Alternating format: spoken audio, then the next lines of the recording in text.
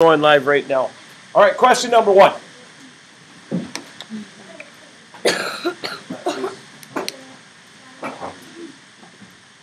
Members of a book club met at a restaurant for dinner. The total bill was $112.95. They shared the bill equally. Each person paid $12.55. How many members are there in the book club? Are there any kids in here that didn't divide it all? That didn't divide it all, and instead they just said, well, let's try and see how many members that could be. So in other words, you use kind of guess and test to figure out the number of members. Okay? Or some people just could look. If you added, you followed the multiplication of repeated addition. So one group of $12.55 is one person. Two of them would get you over almost $25.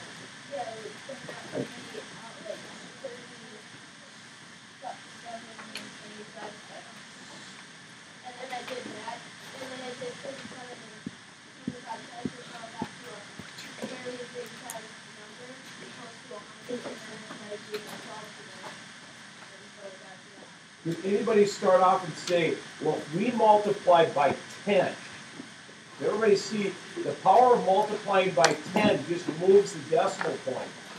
And so if we had 10 people in our group, we would have $125.50. Did anybody start off by doing that and say, you know what, we're pretty darn close to 10 people. 10 is a little bit too big. Much.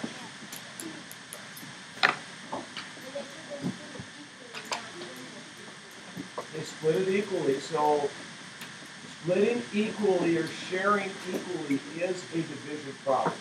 And you could divide to do this one. The reason why many of us don't like to divide is because of those numbers that they gave us. So many of us just go through and say, well, this is 10 right here. If I subtract one of the $12.55 from here, what does that mean? If 10 people is $125.50, and then I subtract 12 from it, that means that there's 9 members, right? Yeah. Just do it that way. Good. Part of understanding math is understanding different ways and different methods. Sure, we could have written this problem out right here. 1, 2, or I'm sorry, 1, 1, 2, and it ends up being 9, 5. And we divide that by 1, 2, 5, 5. Take out the decimal.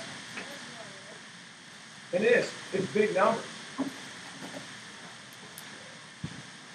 And again, we need to do some estimating just like we did. In fact, some of you probably start off and say, well, does 10 go into the number?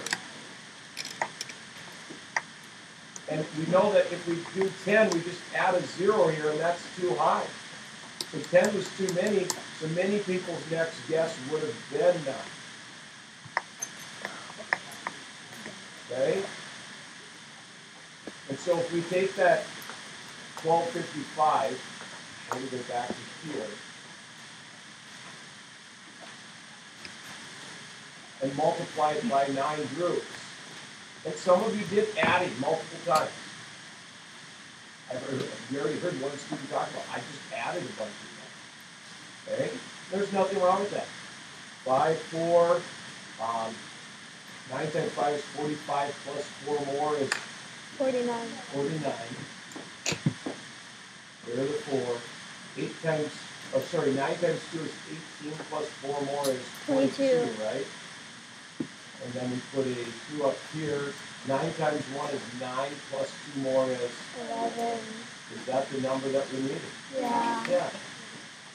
So there we did a little bit of dividing, but actually I did more multiplying than dividing because I understood the question. The answer is 9 numbers. Okay? So if they have 9, I'm okay, but kids, we need to start thinking about putting labels to our answers.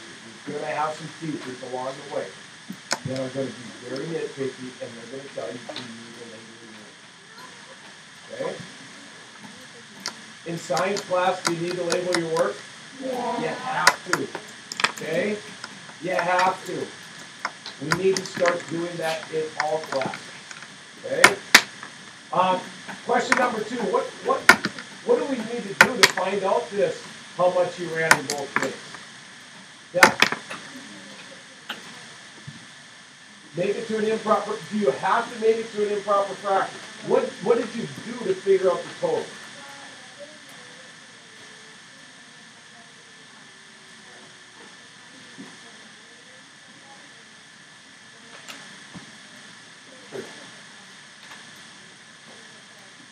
Then you have to go back to the mixed number.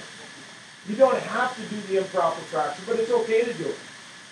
But the main thing is we need to know that we do need to combine these numbers by adding 5 and 3/8, and then we add 3 and 6/8 to find that common denominator. And when I do that, I actually get 9/8 from my fraction. Well, if we take 8/8 out of that 9/8, that equals 1 whole with 1/8 left over. So then essentially we have 1/8 plus 1 plus 5 plus 3. Our grand total should be 9 1/8 miles.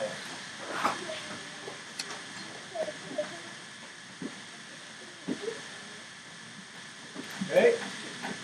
Then number 3 was what we worked on yesterday.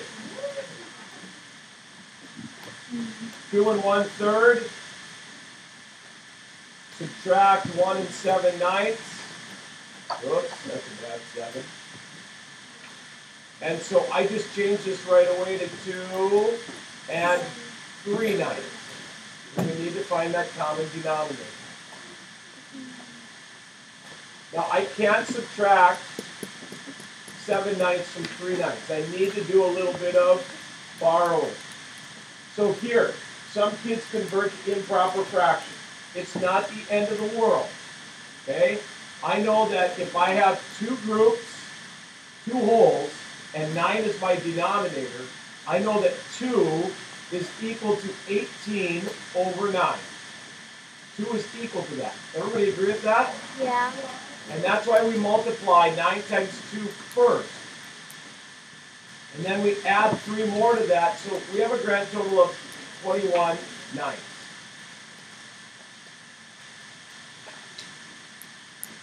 And then over here we have only one group of 9.